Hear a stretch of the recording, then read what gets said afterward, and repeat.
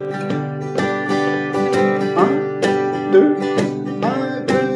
Notre vieille terre est une étoile, et toi aussi, tu brilles un peu. Je vais te chanter la balade des gens heureux. C'est nous autres! Je vais te chanter la balade des gens heureux. Ça va bien, vous autres? Hey, j'ai le plaisir aujourd'hui d'être avec Annie Bourgeois, Soleil Levant. Ça va bien, toi? Oui, merci, Yvan. Hey, moi, je suis assez content, tabarouette. Il y a des trésors, des fois, qui vivent dans la même région que nous. Hein? Puis là, aujourd'hui, j'ai la chance de rencontrer Annie. Et aussi Robert, qui est notre ange gardien, aujourd'hui, notre caméraman officiel. Salut, Robert. Ouais. Salut! L'homme qui a vu l'ours, et bien plus encore. Hey, non, c'est vraiment magnifique parce que, tu sais, on parle souvent de famille de sang. On peut parler aussi de famille d'âme. On dirait que cette année, en 2020-2021, on rencontre des gens et on a l'impression de les connaître depuis toujours. As-tu eu ce feeling-là, toi aussi? Tout à fait. Tout à fait? Oui. Par les... énergétiquement, par les valeurs, par ce qui se passe. C'est comme si, au niveau du cœur, on a un appel à se retrouver pour rebâtir quelque chose. Voilà. Les futurs jardiniers, les futurs jardinières, les futurs bâtisseurs, bâtisseurs. Puis on est bien contents, d'autant plus que moi, j'ai découvert que Annie était auteur-compositeur aussi. Ça, c'est vraiment le fun. Puis tantôt, on va vous en faire une ou deux chansons, vous allez voir que ça fit parfaitement. Il y a une belle concordance. Et puis moi, ce qui m'a frappé, c'est que sur ta page, ben, je suis allé fouiller quand même sur sa page, parce qu'il y a une amie qui m'a dit « Va donc voir la page, Denis, tu vois, c'est intéressant. » Ben, il y a beaucoup de choses qui se ressemblent. Dont, entre autres, Ghislaine Duboc. Ouais. C'est qui ça, Ghislaine Duboc? Écoute, je la connais pas beaucoup, mis à part ces petites capsules qu'elle fait en 2-3 minutes, où elle parle de différents sujets avec je trouve avec une grande sagesse, parce qu'elle va traiter de sujets qui peuvent être difficiles, avec un grand sourire, et ça permet de sortir de la polarité et de vraiment voir les choses d'une autre façon. Elle apporte une façon différente d'aborder des situations qu'on vit et qui font réfléchir.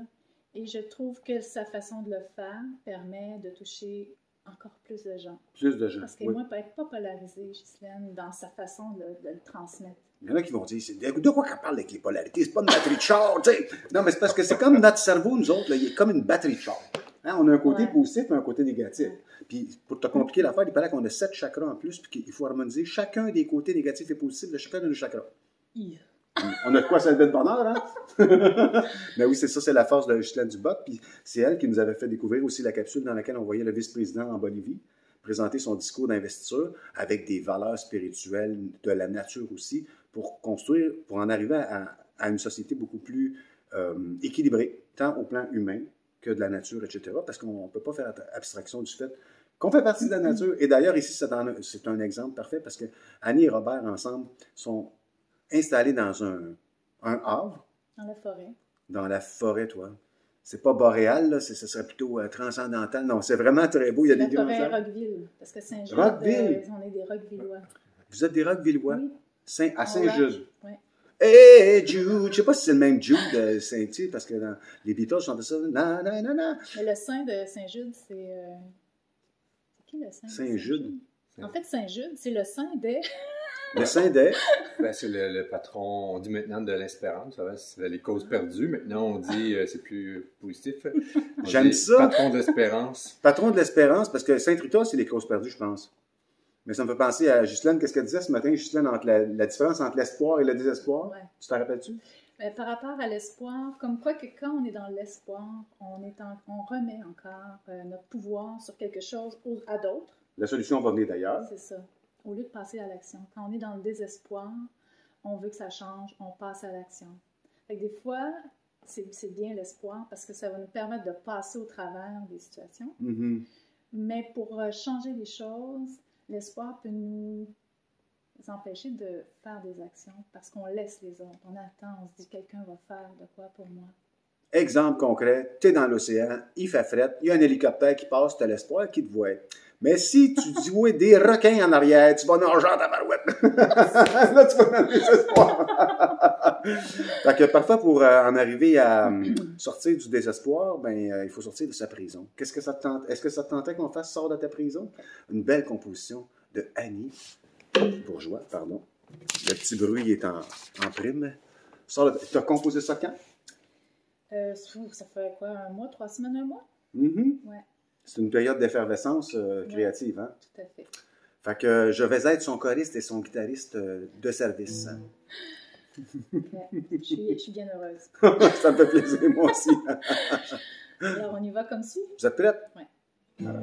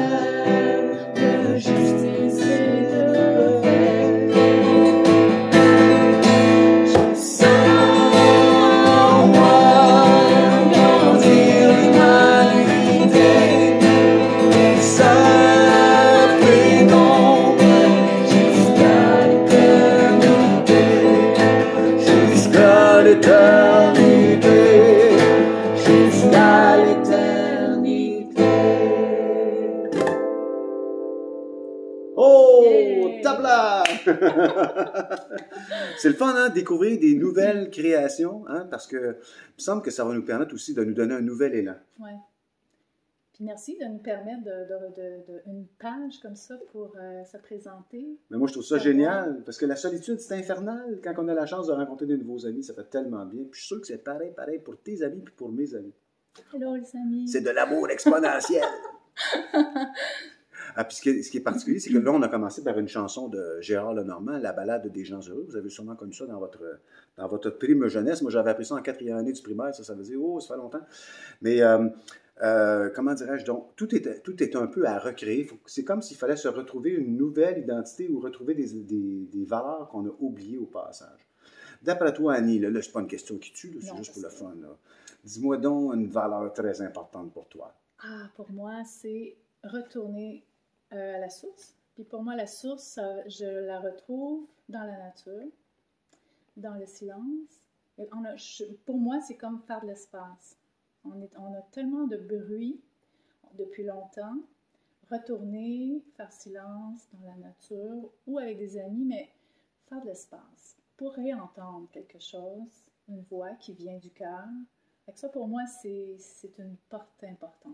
Effectivement. Puis je pense que quand on réussit à faire taire tous les bruits ambiants, notre pollution, ça me rappelle quand j'allais voir ma mère, souvent je rentrais dans la maison, puis « Oh, allô, comment ça va? » Puis on commençait à parler, puis on ne se comprenait pas. Puis elle dit « Attends un peu, je vais aller baisser la télé. » Fait que là, Effectivement. La rencontre recommençait, puis là, il y avait une connexion beaucoup plus grande. Fait que, c'est ça, c'est qu'on est tellement habitué d'être complètement inondé par toutes sortes d'informations dans l'auto, dans les ascenseurs. Vous allez faire l'épicerie, vous entendez plein de messages constamment, puis pas juste de la musique, là, des affaires de santé publique, tout ça, qui font en sorte qu'on n'a comme pas d'espace pour respirer. Et j'entends par là, j'entends quelque chose qui me dit, c'est de passer de la tête au cœur. Oui. De faire vraiment une reconnexion. Parce que quand ça circule et que ça bouge, on est dans le mental. Oui. Beaucoup. Oui, oui. Puis ça me fait penser, une journée, j'écoutais une conférencière en anglais qui parlait de tous les concepts de conditionnement dans lesquels on a grandi, agir de telle façon, essayer de ne pas déplaire à personne, respecter toutes sortes de lois. Et elle utilisait le mot dismantle pour démanteler le piège dans lequel on est emprisonné, afin qu'on puisse devenir libre, vivre libre. Et puis c'est intéressant parce que démanteler, dismantle, ça me fait penser au mental. Alors, comme Annie le disait, il faut sortir du mental et redescendre en soi. Ça a du sens, hein? Ouais. Puis ça, une bonne marche dehors, là, ça fait vraiment du bien. Écouter les oiseaux. Fait que, il me semble que c'est une introduction parfaite pour ta deuxième composition. Hein? C'est le fun au bout. Je pense que je vais devenir scripteur pour la télévision. Qui c'est que t'en parles? C'est une excellente idée. Fait que celle-là est vraiment superbe. C'est la chanson qui a fait en sorte que j'ai accroché sur le talent de Annie. Ça s'intitule « Vivre libre ». Ça date de quand, cette chanson-là? Il y a environ 2 mois.